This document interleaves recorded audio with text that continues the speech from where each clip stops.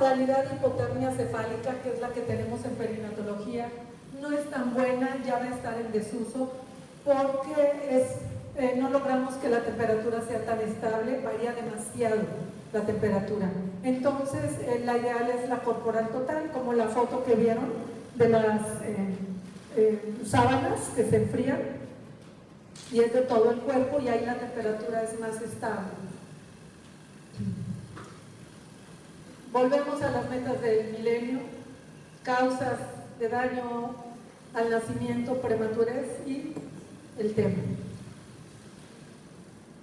¿Y cuáles son las causas globales de mortalidad? Factores perinatales y la reanimación. Que cuando un niño tenga encefalopatía hipóxica isquémica sea porque ya tenía un daño antenatal, no porque nosotros no lo reanimemos. Ahí sí podemos hacer el cambio nosotros. Y esto va para los personales, aquí los personajes como mi estimado Héctor, que a veces pensamos, es que tal vez en algún tiempo va a llegar a Costa Rica la hipotermia. Es que no, tenemos que lograr que llegue lo antes posible. El sueño de este congreso, ¿después de cuántos años fue, Héctor? ¿Cuántos años había? 14 años.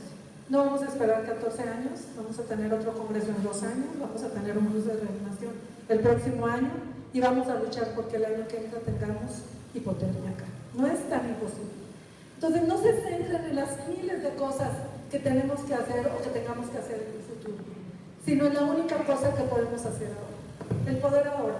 Lo que tenemos es ahorita, lo que podemos palpar y modificar es el presente, el futuro es demasiado incierto, ¿no? La etimología griega de asfixia viene de sin pulso o no pulso, la negación y el fiesis pulso. Y es la agresión producida al feto o al recién nacido, porque es perinatal, por falta de oxígeno, por falta de perfusión tisular. Y es un síndrome caracterizado justamente por suspensión o disminución grave del oxígeno, ya sea en la placenta o en los pulmones. Y esto hace que el niño pueda tener hipoxia, acidosis respiratoria, acidosis mixta, con toda la depresión de los nutrientes y de lo más importante para el cerebro, que es la glucosa. Y es una entidad que les decía hace rato devastadora, que puede ocasionar daño neurológico irreversible o la muerte. Y ya el nombre completo, no nada más hipoxia, encefalopatía hipóxico-isquémica. La hipoxia es la falta de oxígeno suplementario al cerebro o a la circulación, y esta hace que haya hipoxemia, que es la falta de oxígeno en la sangre y es la que nos ocasiona pues el daño. Y de acuerdo al grado de hipoxia es también el daño. Podemos tener hipoxia parcial o completa, que es la náusea. Y la isquemia es aquí falta oxígeno. Acá se reduce el flujo a cualquier órgano, en este caso es el cerebro, y compromete la liberación de oxígeno y sustrato. Sustrato más importante para el cerebro, incluso que el oxígeno, la glucosa. Hay una encefalopatía por hipoglucemia. Y puede haber reducción parcial o el cese total, y cuando esto sucede, estamos muy cercanos a la muerte. Y encefalopatía es el término que describe cualquier lesión cerebral y no tiene que ser necesariamente recién nacido.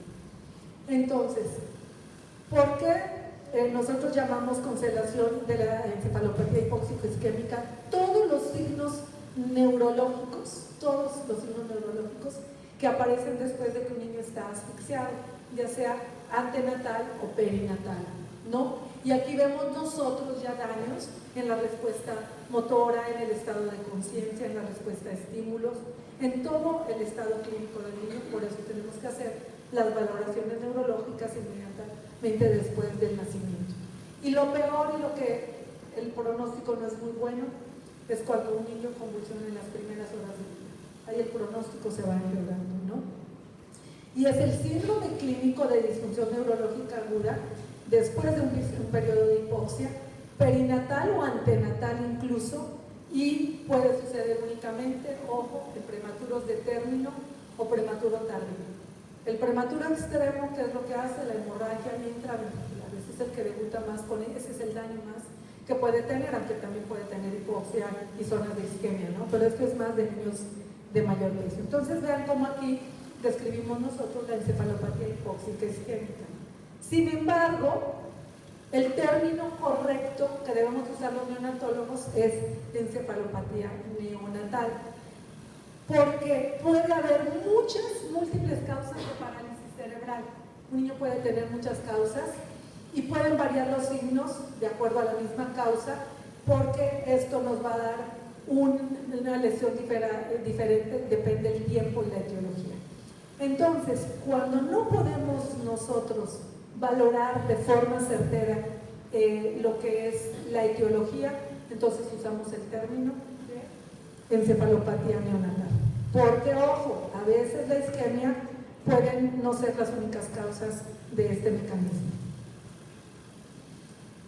Y aquí que es importante saber que el daño, el tiempo del daño irreversible son los asteriscos, pero las trayectorias de las causas probables de parálisis cerebral en un recién nacido de término o prematuro tardío varían mucho. Pueden ser desde la concepción hasta el periodo neonatal y se van a manifestar como parálisis cerebral en la vida posterior, ¿no? Y vean ustedes cómo hay factores de riesgos perinatales, hay factores de riesgos del desarrollo, y lo importante es saber en qué momento ya puede causar daño irreversible. Algunas son desde antes del parto, por eso es que es mejor llamar encefalopatía neonatal, porque puede ser antes de que nazca el niño y aunque reanimemos bien, no podemos ya hacer nada, ¿no? Y hay causas perinatales de factores de riesgo como neonatales que sí tienen que ver con la reanimación neonatal. Acá sí podemos nosotros tal vez frenar, pero hay unas que son antes que nosotros no vamos a poder modificar. Signos neonatales relacionados con el evento agudo para encefalopatía neonatal y que son las actualizadas, última edición del 2014 por el Colegio Americano de Ginecobstetras. Puntaje de Apgar menor de 5 a los 5 o a los 10 minutos, una gasometría de arteria umbilical, porque es la que habla de la circulación fetal, con un pH menor de 7 o un déficit de menos 12 o más negativo. Que tengamos ya nosotros, el diagnóstico desafortunadamente generalmente es retrospectivo, ¿no? O sea, ¿qué pasó? Y empiezo a ver. No es por tomografía, el estándar de oro es la resonancia magnética. Y tiene que haber falla orgánica múltiple. Sabemos que los órganos más afectados de manera inicial, intestino, riñones, músculo, pulmón, y porque siempre se hace un rescate, una redistribución de flujo antenatal hacia el feto para proteger órganos como cerebro, corazón y suprarrenales. Y vean ustedes cómo a nivel global, mundial, de 1 a 2 por cada 1000 recién nacidos vivos a nivel mundial nacen asfixiados, ocupa el 25% de muertes en la etapa neonatal y 8%, un porcentaje no tan bajo, en los recién nacidos menores de 5 años. Y vean qué triste, en los países como Estados Unidos son vías de desarrollo 1 a 2 o de 3 a 6 por cada 1000, y en nuestros países 26 por cada 1000. Vean cómo se eleva la cifra, ¿no? Y la leve no representa, generalmente no se muere el niño, sin embargo sí puede quedar con daño, 6 a 24. En la moderada hay un riesgo de mortalidad hasta del 3%, sin embargo el daño es mucho mayor, de 20 a 25. Y la más triste es la grave, en la cual la mortalidad es elevadísima, y lo triste es que casi todos los niños, yo no he visto ninguno que no quede con daño neurológico, de los que sobreviven, ¿no? Entonces los eventos perinatales centinela que habíamos dicho antes, ¿se acuerdan? Casi todos son maternos, por eso ustedes ven que en el diagrama de parálisis es justo frena ¿dónde? Cuando no hay posibilidades de recuperación en el periodo en que nacemos, porque casi todos son antenatales, y el que es más relación con el, no la madre sino el recién nacido, es el prolapso del cordón. ¿Qué factores hacen que se pueda modificar todo esto? ¿Qué tan grave está la mamá? El bloqueo, hay mamás que se hipotensan, la edad gestacional obviamente, no sabemos nosotros, y es diferente cuando un niño tiene inductores de madurez pulmonar, o el medicamento que deberían de utilizar todos los ginecobstetras de sulfato de magnesio, que es como neuroprotector para prematuros, ¿no? No es lo mismo una mamá con corio que una mamá que ya tuvo antibióticos y el niño no nace con gravedad, la vía de nacimiento y también el nivel de atención. Yo siempre les digo, cuando tengan un embarazo, que saben ustedes que al nacimiento no van a poder hacer mucho por el recién nacido, no porque no quieran, sino porque no tenemos los insumos, trasládenlos en la mejor incubadora. ¿Y cuál es la mejor incubadora? La mamá. Y vean ustedes todos los factores de riesgo antenatales suficientes para generar asfixia, embarazos múltiples, ahorita que tenemos embarazos de alto orden fetal, cuando no se vigila bien un trabajo de parto, cuando no se decide en un momento adecuado que termine por cesárea, cuando esto tiene un volumen muy grande que compromete el volumen fetal, de la circulación fetal. El 40% del volumen circulante del feto está pasando por la placenta, entonces un desprendimiento, todos estos problemas son graves. Cuando hay restricción, y vean ustedes, siempre que reciban un niño con retardo o retraso en el crecimiento intrauterino, vean cómo estaba el flujo por el ductus venoso. Si estaba alterado, es un niño que tuvo hipoxia, al cual deben de dejar mínimo en ayuno 24 horas. Ductus venoso muy importante. Cuando hay líquido amniótico con meconio o sangre, y pues cuando nosotros detectamos desde el principio que hay una alteración en el trazo. Factores de riesgo. ¿Me regresa una que no sé si se me pasó una? No, la que sí, gracias. ¿Qué pasa? Cuando nosotros necesitamos maniobras de reanimación, sabemos que ya, y si el niño no responde y sigue con hambre bajo, hay factor de riesgo. Cuando tenemos de gasometría de arteria, un pH menor de 7, y cuando hay alteraciones en la frecuencia cardíaca fetal. Por eso vuelvo a la plática de la reanimación que les dije, cuando hay alteraciones en la frecuencia cardíaca fetal, mejor irnos a una cesárea. Y vean ustedes las fases de la encefalopatía hipóxico-isquémica. ¿Por qué la hipotermia terapéutica se da solo en las primeras 6 horas? Hasta ahorita no han podido superarla. Denef Morales, que es una compañera mía del INPER, y ella y yo tenemos el protocolo de hipotermia. Cada vez que hay algún cambio de los investigadores, sufrimos pensando que van a prolongar más esta ventana terapéutica. Para meter al niño a hipotermia son las primeras 6 horas de vida, después ya no.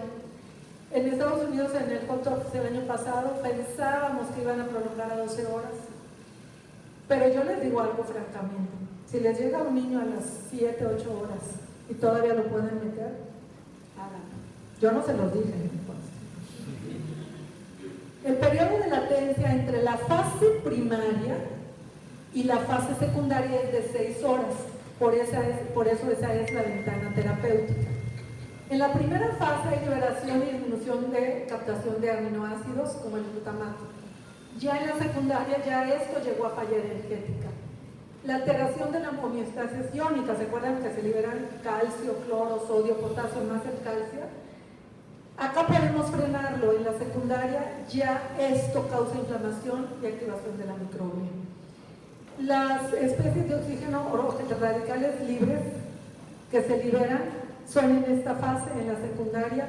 Si no logramos frenarlo con la hipotermia, ya empieza a haber la muerte celular, la apoptosis.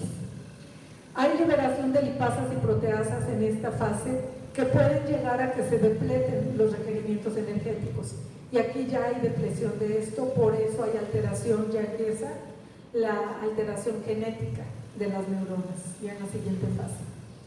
Acá todavía tenemos una falla energética que es mínima en relación al daño que le puede causar al cerebro y todavía podemos tener una recuperación. Sin embargo, si esto no se recupera, ya hay un daño cerebral y tenemos nosotros acúmulos de neurotransmisores excitatorios hasta poder llegar a las convulsiones. Entonces vean la importancia que tiene. Las fases de la encefalopatía son 3. La primera, que son la ventana terapéutica que les había comentado, que hay cambio de la vasculatura, hay hipotensión arterial, hay liberación del radical que les había comentado y hay disfunción muy importante de las mitocondrias. Y aquí también hay aumento del estrés oxidativo. Pero aquí todavía nosotros podemos hacer algo. Sin embargo, en la segunda fase, que ojalá y esta fase se prolonga 12, 24 horas, ya hay daño porque ya hay una disfunción completa mitocondrial y ya hay el estrés oxidativo como tal y ya hay la liberación de sustancias citotóxicas y excitadores que pueden ya dañar en forma permanente el cerebro. Y ya después de los 2 días tenemos nosotros ya alteración, vean ustedes cómo ya hay una degeneración en las axonas, como en los axones, como ya no hay buena comunicación, ya no hay sinaptogénesis entre las terminaciones nerviosas, hay mucha inflamación y lo más grave, que empiezan los cambios epigenéticos de las neuronas. Y aquí está la ventana terapéutica famosa. Si ustedes están en la fase primaria latente, en las primeras 6 horas, y no llegan a la fase tardía, tenemos la ventana. Acá está la agresión. Si no hacemos algo, hay un deterioro que puede variar, ¿no? Si hacemos algo en esta fase de las primeras 6 horas, hay recuperación del metabolismo y logramos que el daño disminuya mucho, muchísimo. ¿Qué pasa si estamos en la fase tardía y no logramos en estas 6 horas algo? Progresa el infarto, la necrosis, la apoptosis y tenemos un deterioro secundario a todas las cascadas que se establecen en esta fase. ¿Cómo actúa la hipotermia? Vean ustedes qué importante. Justamente preserva los antioxidantes, inhibe la liberación de glutamato, impide la liberación de óxido nítrico y vitaminas, disminuye la síntesis y liberación de neurotransmisores agresivos, la excitabilidad neuronal, las descargas que hay, y hace que haya una preservación de algo muy importante que es el N-acetilaspartato y hace que te mejore la síntesis proteica, o sea, hace la reversión completa. Y vean cómo surgió la hipotermia, ese tratamiento, cuándo surgió, en qué lugar surgió, en una persona que se infartó y que lo tuvieron que meter a una cirugía de corazón abierto, en la cual ustedes saben que los bajan a hipotermia. Y para el evento tan grave que tuvo, se dieron cuenta que no tuvo daño neurológico. Y ahí es cuando empieza a decir, ah, caray, y el enfriamiento puede que, tiene que ver con qué, y ahí surgió. Y vean ustedes, desde el año 2002, todos los centros mundiales que han hecho ya estudios de los más significativos, que aquí empezó el del CULCAP, que es la hipotermia cefálica, el de los centros de investigadores de Estados Unidos, y son los que tienen mayores números de pacientes, este estudio famoso, el estudio TOBI y el estudio AIS, son los más importantes, y casi todos los demás se dan cuenta ustedes que son hipotermia de cuerpo entero. ¿Cómo protege la hipotermia? Reduce gradualmente la depresión de energía y por cada grado que bajemos nosotros disminuye el 5% el metabolismo cerebral y esto lo protege. Reduce lo que les había dicho que dañaba el óxido nítrico, los aminoácidos que pueden dañar el cerebro, inhibe lo más importante, el programa. Una vez que hay hipoxia empieza los daños epigenéticos que son muerte celular. Y además algo muy importante, entre más rápido ustedes metan al niño hipotermia, mejor va a aumentar la ventana terapéutica. Lo ideal es meternos en las primeras 3 horas de vida. Y este es el lugar con todos los monitores que se tienen. Criterios de inclusión. Primer criterio que ya les había comentado. Las horas, el peso y la edad gestacional. Segundo criterio, que tengamos nosotros de una gasometría, si se pudo tomar de cordón, pH menor de 7 y déficit de menos 16 o más negativo. Si no pude tomar de cordón, tengo la posibilidad de tomar de venosa antes de que cumpla el niño 1 hora y con que tenga estos parámetros de pH y de déficit. O algo muy importante, 1 hora después que yo tenga un lactato mayor a 10 es grave. ¿Y qué pasa si yo no tengo todo eso? Porque van a decir, pues es que aquí ni gasómetro tenemos. Cuando hay un evento perinatal, que ahí es una muy buena historia clínica, cuando persista con Apgar menor de 5 después de los 10 minutos y que requiere intubación, ya sabemos que es un niño grave. Tercer criterio, tenemos nosotros que ver que tiene que ser únicamente encefalopatía moderada o grave y lo hacemos con la clasificación de Sarnat, que es la que conocemos todos. A mí me gusta más la de García Alix, que es un neurólogo, neonatólogo español, que es mucho más fácil hacerla, o que tenga yo con el electroencefalograma de amplitud integrada, que tenga por más de 20 minutos yo alteraciones en los trazos, que tenga voltajes diferentes, menores de 5 o menores de 10 o mayores de 25, ahorita lo vamos a ver con calma. Y ojo, sin embargo, si por clínica ustedes ven que un niño llena 3 criterios o más de encefalopatía moderada o grave, aunque el trazo esté bien, se inicia la hipotermia. Porque a veces las convulsiones o las alteraciones en el trazo, en el monitor de amplitud integrada, van a ser después. Esta es la de Sarnat.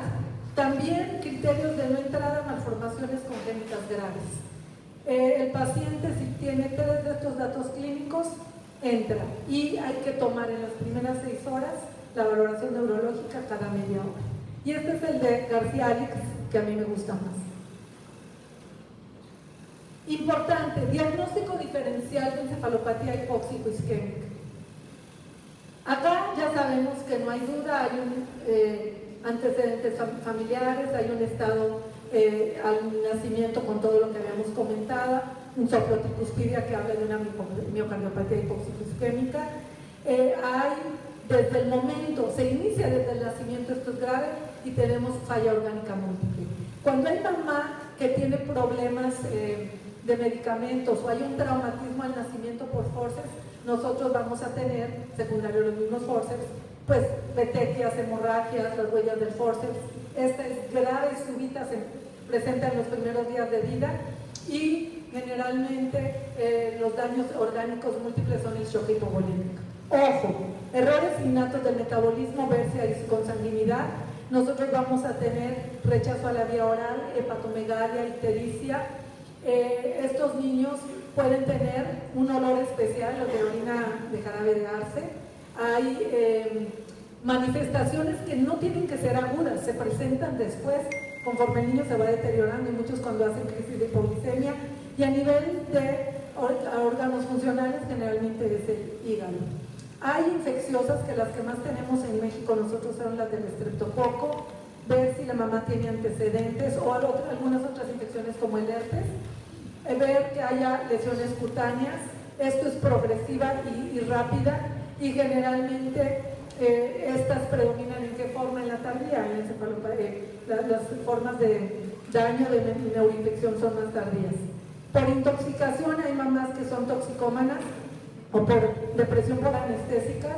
Esta es desde el nacimiento y no tengo ningún otro órgano afectado. Importante, desde la reanimación, manejo el UTQ. ¿Cómo voy de tiempo? ¿Cuánto me queda para ir más rápido? No importa.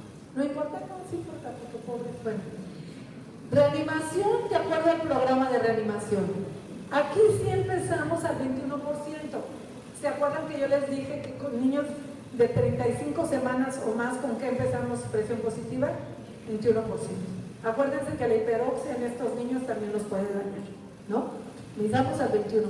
O sea que ahí todos entran con 21, porque el criterio de inclusión es edad gestacional de ¿qué? 35 más, ¿ok? La saturación preductal, mantener nosotros incrementos que evitar que sea mayor de 95, y con esta saturación preductal para ellos es suficiente, 88 a 93. Apagamos la cuna, ya lo habíamos comentado, y aquí muy importante, ¿se acuerdan que les había dicho que esta era la temperatura de hipotermia pasiva en la unidad tocoquirúrgica, 35 a 36? ¿Qué vamos a hacer para mantenerla? Tomar la temperatura rectal cada 15 a 30 minutos, rectal, y trasladarlo en una incubadora apagada. Si por alguna causa el paciente no entró a hipotermia, que no llenó los criterios, se recalienta aumentando la temperatura 0.5 cada hora. Y algo muy importante, que si no tienen el sistema, al menos quedamos en cuánto nunca debe de llegar la temperatura de un niño y menos de estos, ¿a cuánto? 38. 38 grados, gracias.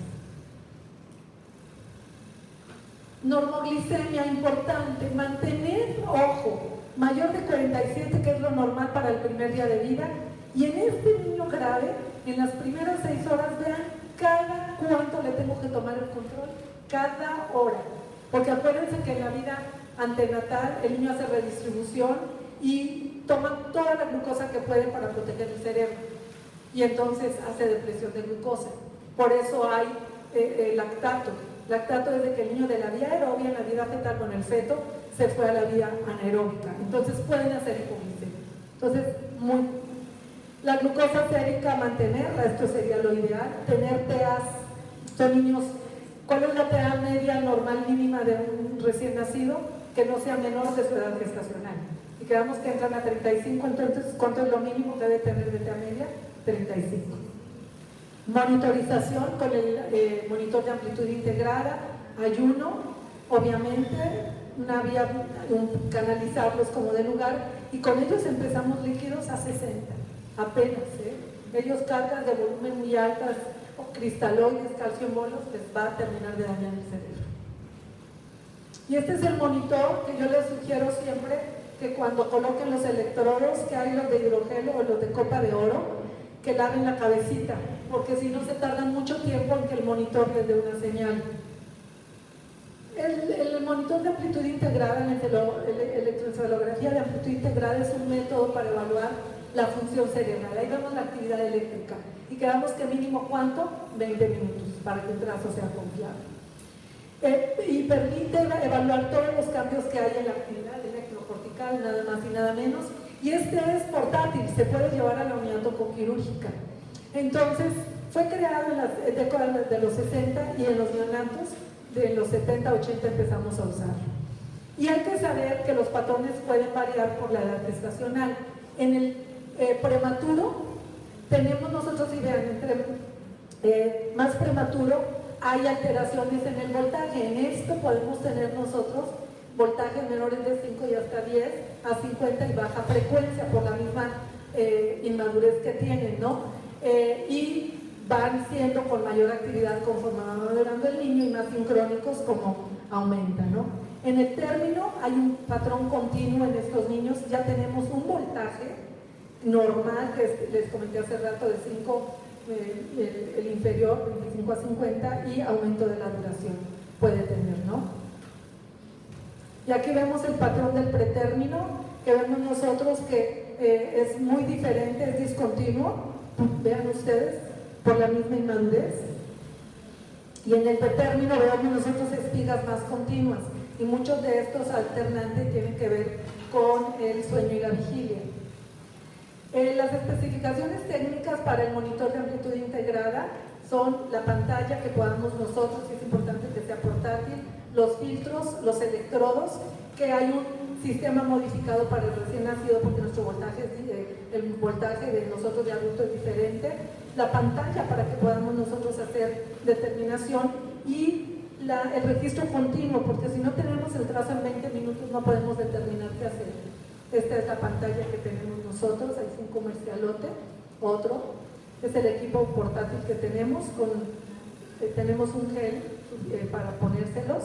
Y este es el sistema internacional IESA 20, acá vemos que este es de 3 electrodos y este es de 5 electrodos. Ver importante que la distancia aquí sea de 6 centímetros y hasta acá de 3 centímetros. Y tenemos los electrodos de copa de oro que les había dicho y de hidrogel, nosotros tenemos la de hidrogel, ¿no? Y acá tenemos una actividad normal que ven ustedes, que el margen superior es mayor de 10 y el margen inferior es mayor de 5, o sea, no baja hasta acá, es mayor de 5, ¿no? Y las variaciones de amplitud, que son lo que les había dicho hace rato, sueño, vigilia. Cuando tengo yo ya un patrón discontinuo, vemos acá, ¿se acuerdan que no debe de ser menor de 5? Vean a dónde lo tengo ya. Y el margen superior es mayor de 10, ¿no? Rebasa más de 25. Es mayor de 10 el que está alterado. Lo que les dije hace rato de que el monitor de nosotros debía llegar a 25-50 es porque es la amplitud que tenemos nosotros para poder determinar qué tan alterado está en un recién nacido. lo ideal es que esté entre 5 y 10, ¿no? Es más o menos el patrón que podemos nosotros considerar como normal. Debajo de 5 está alterado y el margen que ya rebasa el 25 ya no nos gusta, ¿no? Y ahí está con el sueño elegible. Y vemos nosotros un brote, supresión, periodos de voltaje menores de 5. Y vean ustedes cómo la amplitud es diferente. Y ven ustedes cómo ya tenemos nosotros más de 25. Se rebasa, ¿se acuerdan? Se rebasa completo. Más o menos nosotros, nuestro margen de normalidad de 5, 10, 25. Tiene amplitud mayor de 25 y vean ustedes cómo tiene en esta que es la más de 100 brotes por hora. Y aquí menos de 100 brotes por hora, se ven mayores espacios entre el trazo. Y acá tenemos algo pues muy grave, ¿no? Acá tenemos nosotros un trazo que tenemos, vean el voltaje ustedes, que está muy bajo, menos de 5, no llega al 10, y el margen superior es menor de 10, no llega al 10, y el margen inferior, vean ustedes como es mucho menor de 5, y aquí es un patrón continuo. Entonces, no hay entre los trazos ninguna diferencia. Y estas ya son las crisis convulsivas, que tenemos aumentos súbitos del voltaje. ¿Vieron cómo esta rebasa el 25? ¿No?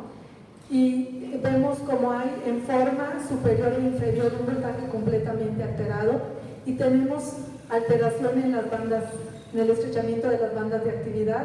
En la A son crisis convulsivas aisladas, y vean acá, ya son crisis convulsivas continuas. Nosotros tenemos que tomar todas estas exámenes en el laboratorio porque estos niños pueden tener muchas alteraciones. Tenemos que tenerlos con temperatura, con una glucosa, con la TEA, signos vitales, y hay que tomar exámenes de laboratorio, cómo están las plaquetas, los tiempos de coagulación, mantener los electrolitos en rangos normales, corregir si hay anormalidades de este tipo, una radiografía, biometría hemática menor de 50.000 contraindica de plaquetas que entre al sistema, y trasladar lo más pronto a la UCI. En la UCI tenemos nosotros que la temperatura varía de acuerdo a si es la sistémica o a si es la cefálica. Si tengo yo la temperatura que es de central, en hipotermia sistémica es de 33 a 4, ¿no? Y en la selectiva cefálica es un poquito más alta. Muchos me decían, ¿y por qué nosotros en la unidad quirúrgica no los enfriamos más?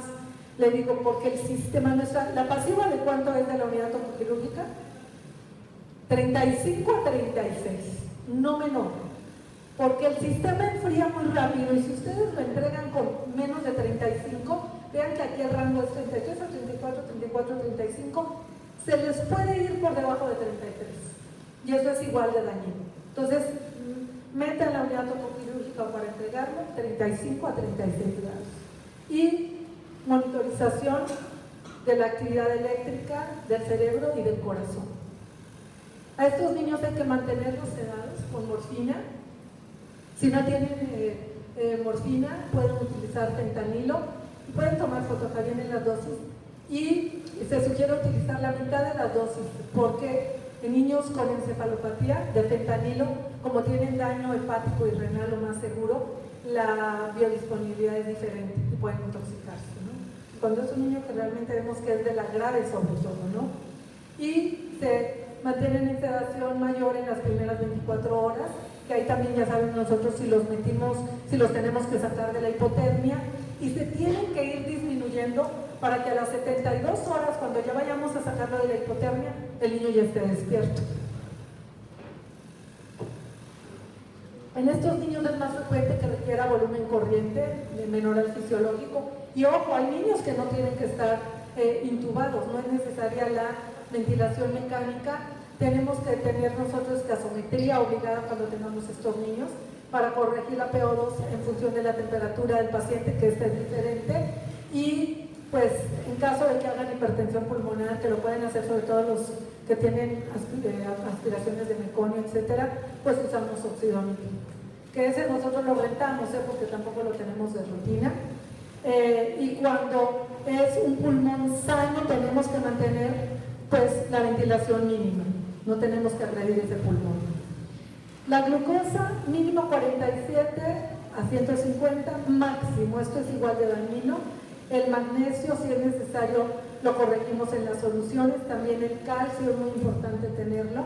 Y cuando consideremos, como tomamos nosotros todos los exámenes para estos niños de función renal y hepática, si salen alterados, damos dosis menores, ¿no?, de todos estos medicamentos. ¿Qué pasa si el niño tiene crisis convulsivas?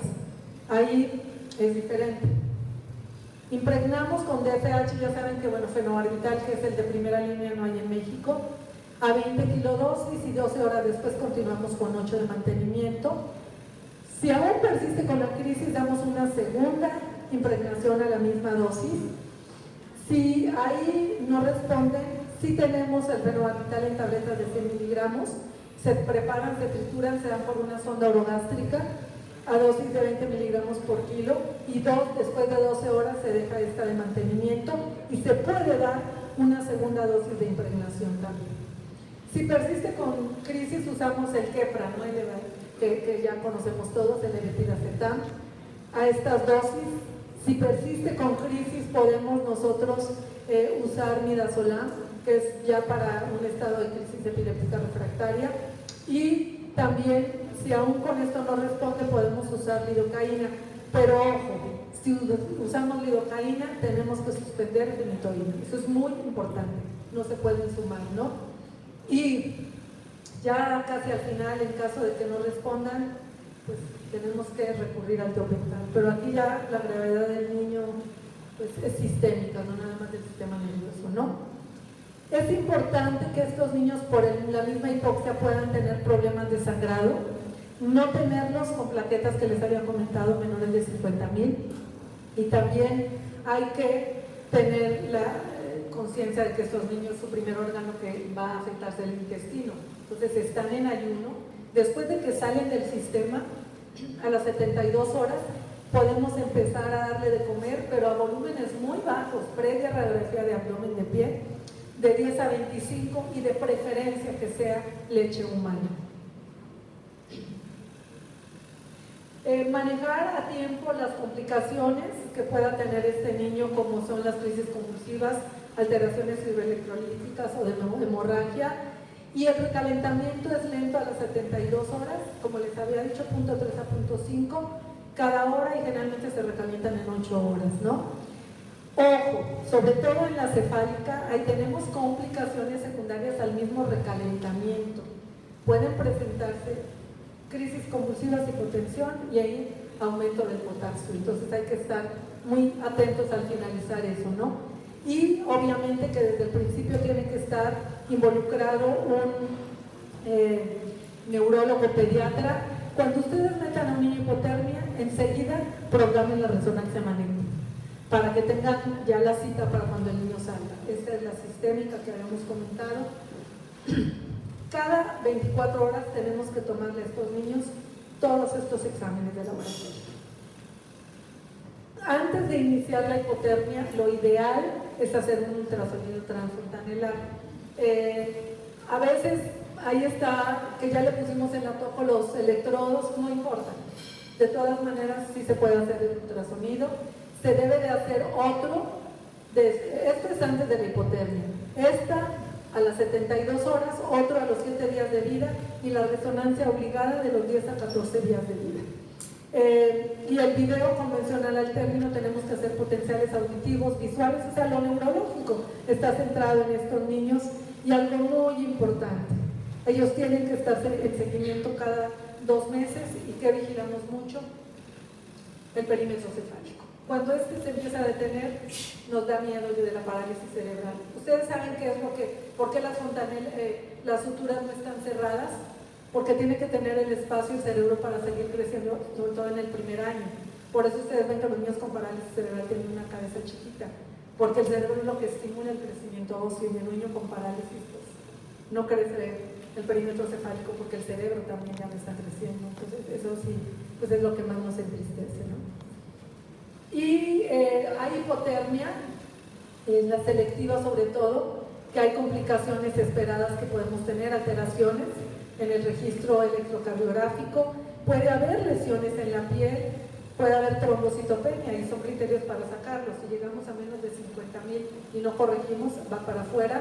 Alteraciones electrolíticas, puede haber riesgo de sepsis y dolor, el cual por eso lo manejamos nosotros desde un principio con midazolam, ¿no? ¿Cuáles son los criterios de salida antes de las 72 horas? Cuando detectamos que el niño tiene un defecto estructural incompatible con la vida, cuando hay errores innatos del metabolismo, que ya vimos los criterios para diagnóstico diferencial, cuando después, tristemente, de 24 horas, el niño sigue en coma. O sea, no hay actividad eléctrica, no tiene sentido continuar la terapéutica, y el enfriamiento puede tener complicaciones como hemorragia, trombocitopenia, arritmias cardíacas, y bueno, sale. ¿Y qué otro criterio es para sacar el niño hipotermia? Pues el fallecimiento, ¿no?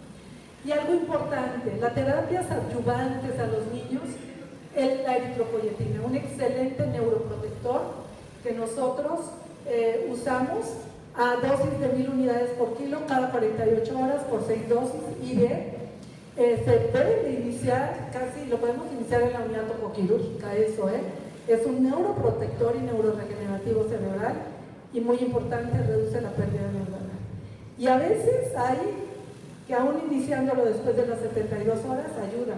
Hay para prematuros, hay criterios para utilizarlo, ¿no? Hay otros agentes que se pueden usar, que también son agentes adyuvantes, hay muchísimos, no todos disponibles en México. Y este es el video, a ver si lo puede poner, de una niña con encefalopatía moderada, que está en seguimiento pediátrico, ya tiene 12 años. Este fue su evaluación. Su primera evaluación a la consulta externa, tenía un poquito más de un mes. Hola, nena. Y ahí pues nos asombrábamos de ver que era una niña que tenía una actividad motora y también por los potenciales eléctrica, pues bastante bien, doña Dulce. ¿Y qué sigue? No, antes. Era anterior. Ah, ok, sigue. Ya, el otro. Y esto va enfocado a que tenemos que ser muy juiciosos. Primero, saber reanimar. Ya vieron la gran diferencia. Segundo, que si un niño nace y nace en malas condiciones, tenemos que tener todo listo. Hay muchos lugares en donde todo el equipo, la bolsa y máscara la tienen encerrada y la abren hasta que nació el niño. ¿Y hay cuántos minutos perdemos en probarla y qué tal si nos sirve? Siempre que se reanima tiene que estar todo listo. Porque si un niño va a tener daño neurológico, que no sea por nosotros, sino por algo que nosotros ya no pudimos evitar, ¿no? Por eso es importante que nos quedemos con esta frase de Gabriela Mistral: muchas cosas pueden esperar. Sin nada de que me voy al vestidor a desayunar, nada de... Un niño grave es un niño grave y ahí nos apuntamos. Y tener todo listo, signos vitales, gasometría, pagar incubadora, los dextrosis que le damos cada hora, la temperatura rectal cada media hora, todo. Eso puede hacer la gran diferencia. Muchas cosas pueden esperar, los niños no. Y ellos son indefensos, están bajo nuestra custodia. Hoy sus huesos y sangre se están formando, sus sentidos se están desarrollando, nada más y nada menos que el sistema nervioso central. A ellos no les podemos decir hoy, decir mañana, su nombre es hoy. Y espero que con estas ponencias yo los haya estimulado un poco a que no crean que no se pueden tener cosas. Nosotros tenemos los mismos recursos, sí es Instituto Nacional de Salud, los conseguimos más fácilmente, pero en teoría son los mismos que dice la norma oficial mexicana. La diferencia la hace la actitud que tengamos nosotros. Acuérdense que solo se nace una vez y nunca se está tan cerca al mismo tiempo de la vida y la muerte del momento en que nacemos.